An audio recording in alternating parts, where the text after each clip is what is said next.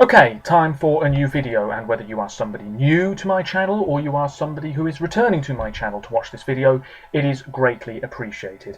As always, apologies if the quality isn't too good, if there's any lag, sadly that can't be helped. As always, feel free to take a look in the description for links to my other social media pages, including my blog, and as always, please respect my opinions as I will with yours.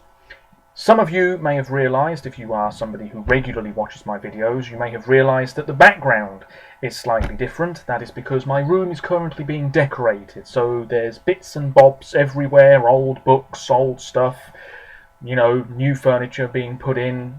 It's a long-winded process. Hopefully things will be back to normal before too long, but I'm still going to be making videos every now and then for the foreseeable future, so you don't have to worry about that.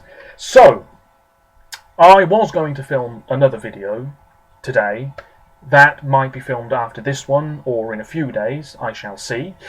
But for now, I want to do a very early preview of Eurovision 2020 because, of course, this year's contest was won by the Netherlands about 2 weeks ago now, and Eurovision fans are on the lookout for any news regarding next year's competition, which will be the 65th edition of the Eurovision Song Contest, and I believe the 5th to be staged in the Netherlands. The first one to be staged there since 1980, although it is worth saying that the Netherlands had not won the year before, but The Hague stepped in because Israel didn't want to stage it for 2 years in a row.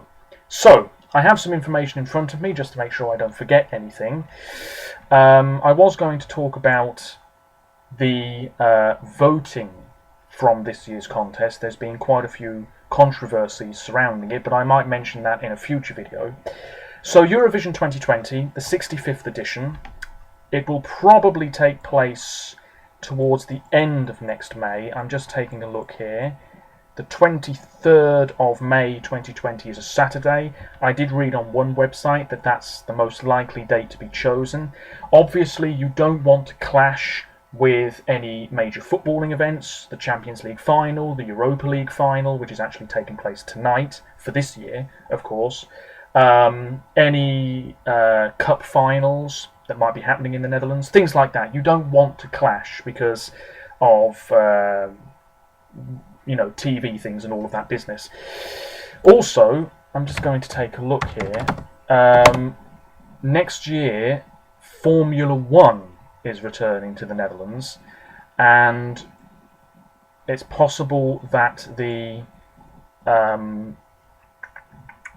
date for the Dutch Grand Prix, which will take place at the Circuit Zandvoort, might take place next May, so you don't want that to clash with Eurovision either. Anyway, we will know the exact dates of the 2020 contest probably within 2 or 3 months when the European Broadcasting Union confirm it. In terms of the host city, well, let's take a look, shall we? Because quite a few places in the Netherlands want to stage the contest, and I have the list in front of me. I'm also going to need to do this. Oh, what a well-planned video it is. If you're a regular viewer, you will know that these videos are completely unscripted and I ramble, so apologies for that. So, I want that, and that. So, Amsterdam, of course, has staged Eurovision once before in 1970, and next year marks 50 years since that contest. So could we go back 50 years later? It's possible. 3 venues in contention: the Amsterdam RAI Exhibition and Convention Centre, which staged the 1970 competition. It opened in 1961, has a capacity of about 13,000, it looks like. It hosts various events. But why would you pick that venue when there are 2 other venues that are much more modern and better? We have the Johan Cruyff Arena, which is where Ajax play football, and it has a capacity of 68,000 for concerts. That would be significantly less for Eurovision. Remember, we've had Eurovision at a football stadium within the past 10 years in Dusseldorf in 2011, but this one's much bigger. It would be fantastic if Eurovision was staged there, but it is on the big side. It's a wonderful venue, though. Could it be chosen? It says here capacity usually lowered to 35,000 for concerts. Still, that's a huge number. And then, of course, we have what is, in my opinion, the best venue out of the whole lot, anywhere in the entire of the country. The Ziggo Dome. It's a box-like venue, lights up around the edge, has a capacity of 17,000. It's actually right next door to the Johan Cruyff Arena. It's quite modern. Pretty much every famous musician in the world has performed there over the past couple of years. In fact, in just a few weeks, Elton John and Ariana Grande are performing there. It's ready to go. If Amsterdam is chosen, that's the one that's going to get it, I'm sure. However, apparently the Amsterdam Tourist Board have said, or the Dutch Tourist Board, have said, Amsterdam's maybe not the best choice because enough tourists go there already. We don't want there to be too many in Amsterdam next May because we already have enough. So how about somewhere else in the Netherlands, like Rotterdam, which I'll get onto in a second. We have the Gelre Dome, which is in Arnhem, in the Netherlands, of course. Not sure that's the best choice. It has a capacity of 41,000. That would be reduced for the contest, of course. We have Bree Park in Breda. No information about that, but apparently a capacity of 13,000. The Airport 20 in Enschede. Now, am I pronouncing that correctly is the question. Enschede, apparently. I was well off. Yeah, the airport. 11,000. Don't think that's going to be winning the bid myself. We have the Brabanthallen in Schurtogenbosch. 11,000. The WTC Expo in Leeuwarden. Apologies. The MECC Maastricht in Maastricht, which is right towards the south. The Hague has two venues. Malieveld, which would need construction of a tent over the field, so I think that's out of the question. And the Carl Jeans Stadion, which is where the football team play. A modest venue, capacity of about 15,000, but The Hague's already staged it twice. And we have Jaarbeurs in Utrecht, which is an exhibition centre with a capacity of 11,000. However, the favourite appears to be Rotterdam, which has staged Junior Eurovision before.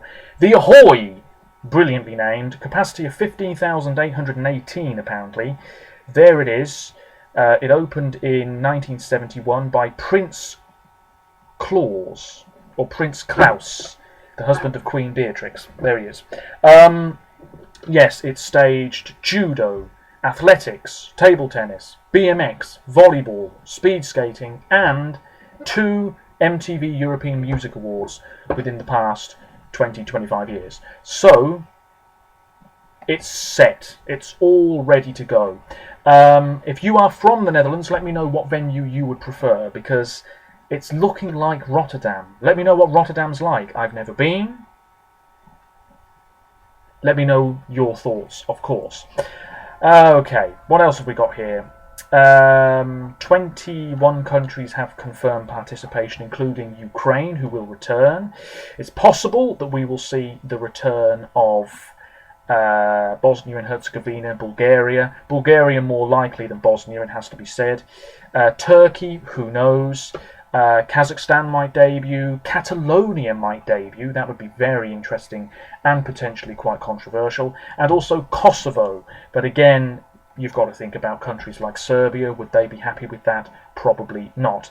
Now, in terms of who will host next year's contest, my knowledge of Dutch television presenters, as you can probably imagine, isn't that great.